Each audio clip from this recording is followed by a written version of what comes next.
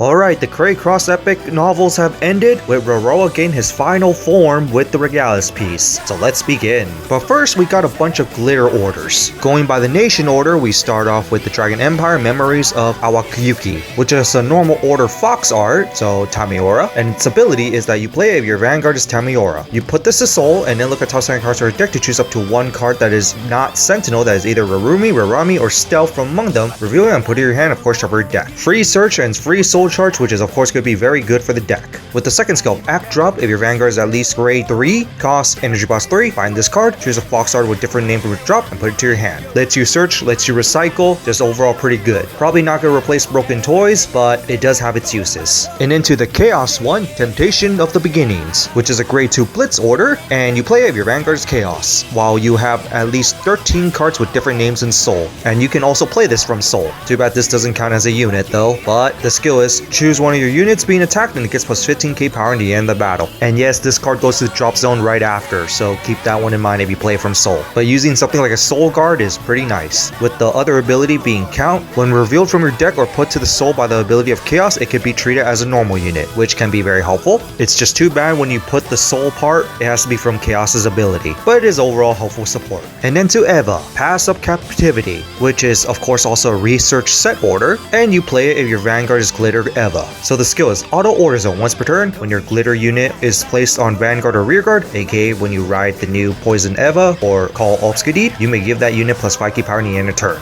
Not too bad, especially to make some bigger attacks, especially Eva itself where she doesn't really get power on its own. But the second skill makes it better, where Act Order Zone, cost Soul Blast 1, rest this card, choose a glitter unit from your drop zone and put it to the bottom deck. The nice part is that you could even choose Eva herself. So yeah, it gives you a lot more extra power, especially it can stack if you have a bunch of these in the order zone, and also lets you recycle, which is of course very helpful as well because sometimes you do want them in deck. And also it could avoid deck out. And now to Thegria, Encouragement from the Past. It's a normal order and the skill is play this if your Vanguard is Thegria. Cost Counterblast 1, look at top 7 cards for your deck for one grade less than or equal to your Vanguard and call it to Rearguard and of course shuffle your deck. Comparing this to Tamiora, why does this one have a cost while Tamiora doesn't? I get that this one has no restriction on what unit you can call, but it just kind of sucks that there's a cost in this one. In which the other skill is Act Drop. Cost Energy Draw 3, remove this card, choose a normal unit that is Thegria from your bind zone and put it in your hand, aka Justice Thegria. I mean, it does have its uses. In a way, you can do the Superior Call, which is nice filtering, but mainly for the fact that you can also recycle your Justice Thegria because you're going to end up binding it and you want to be rewriting that all the time. But I'm not entirely sure how to feel about this one,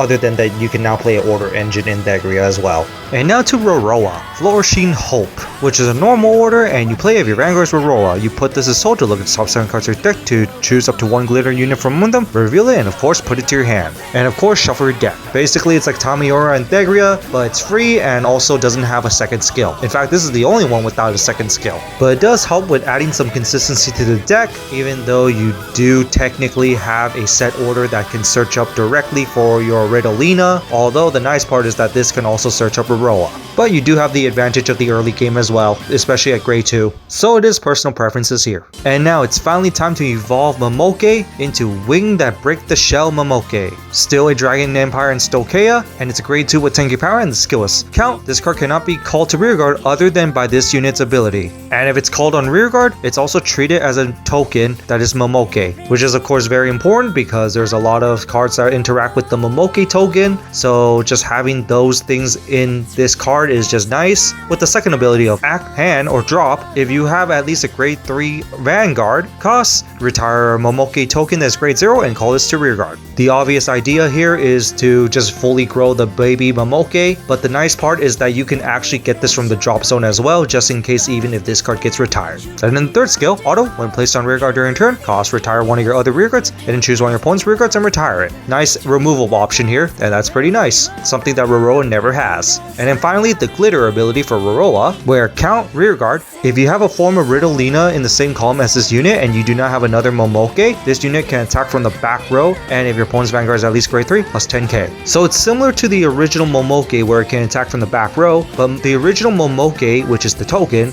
needs to retire some of your own Rearguards just for the extra power. This one could just get 10k on its own when your opponent's at least at grade 3, which is usually the average what the Momoke token usually gets. And also the extra added part where you can remove one of your opponent's rear guards. That's also pretty nice. So this is overall a pretty nice evolution of the Momoke token. And let's not forget that this is a grade 2 with 10k base, so being a 20k attacker and adding the set orders on top of it, which will count this as a token as well, that's going to be some extra even more power. And now to the final ultimate form of Roroa, crossing Interdimensional Thoughts Rorowa. It's a grade 3 rotating power and the skills. Count Vanguard. If your opponent's Vanguard is at least at grade 3, all your tokens get plus 5k power along with this skill. Auto Rear Guard. When your Vanguard is attacked, retire this unit, all your Vanguard gets plus 5k power in the end of the battle.